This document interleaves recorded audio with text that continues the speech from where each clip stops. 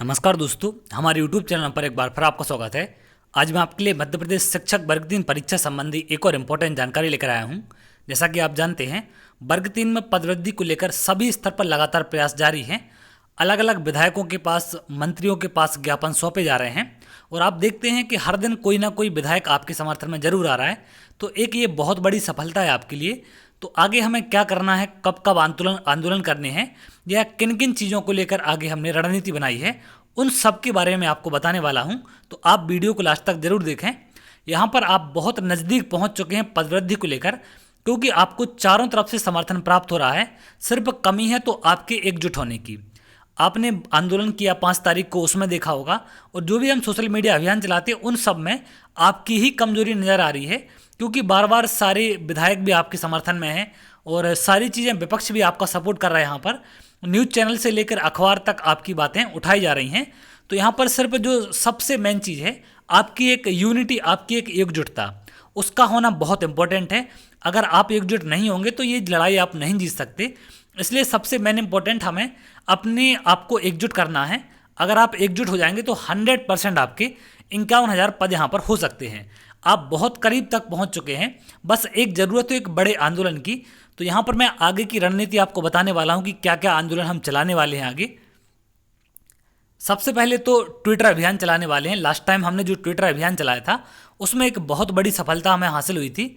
जैसा कि मैंने आपको एनालिसिस में बताया था कि इंडिया में हम टॉप 25 में ट्रेंड कर गए थे, और अगर मध्य प्रदेश की बात करें तो ट्विटर हमारा जो हैशटैग था वो टॉप पर ट्रेंड हो रहा था।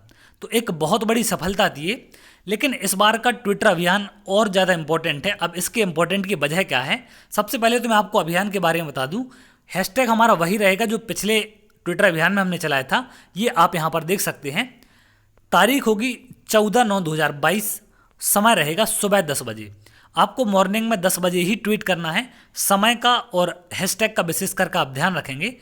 अब ये 14 तारीख का हैशटैग क्यों इंपॉर्टेंट है, क्योंकि आप जानते हैं कि 13 तारीख से आपका विधानसभा सत्र शुरू होने वाला है। और मैंने कल एक वीडियो में आपको बताया था कि एमपीपीवी की गड़बड़ियां विधानसभा में उठाएंगे कमलनाथ। तो कमलनाथ जो कि कांग्रेस पार्टी के अध्यक्ष हैं, प्रदेश अध्यक्ष, ये आपकी बात को उठाने वाले हैं। इनसे ये यहाँ पर आप स्टूडेंट देख सकते हैं।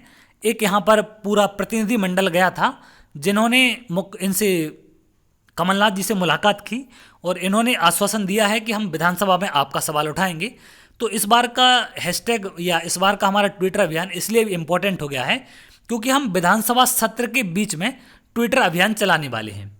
तो यहाँ पर अगर आपकी बात बड़े स्तर पर पहुँचेगी या आप ट्रेंडिंग कर जाएंगे तो 100% है सरकार पर इसका दबाव बनेगा, और एक तरफ से इस विपक्ष इसको घेरने का प्रयास करेगा और हमें भी लगातार चारों तरफ से सरकार को घेरने का प्रयास करना है।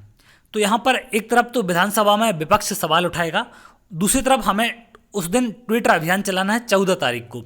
और विशेष करके आप ध्यान रखेंगे, जो हमें यहाँ पर जिनके लिए यहाँ पर ये हमें टैग करना है, विशेष करके इसमें विपक्ष के नेता होने चाहिए, जैसे कमलनाथ हैं या जीतू पटवारी हैं, जो जो एक्टिव नेता रहते हैं उन सबको टैग करना है। और उनके साथ साथ मध्य प्रदेश के मुख्यमंत्री, शिक्षा मंत्री और गृह मंत्री को, इनको विशेष करके आप ध्यान रखेंगे।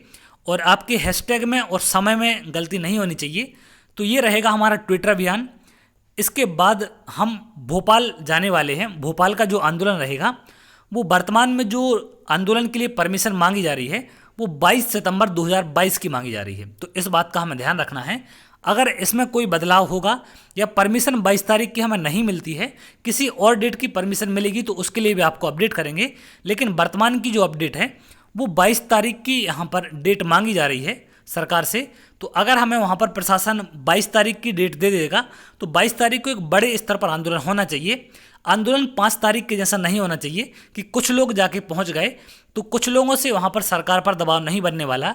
जैसा कि आप जानते हैं कि एक आंदोलन कल होने वाला है और उसमें 75,000 शिक्षक भाग लेने वाले हैं। तो इसी तरीके से आप कम से कम 2 लाख की संख्या में क्वालिफाई हैं, तो कम से कम 50% लोग यहाँ पर आने का प्रयास करें।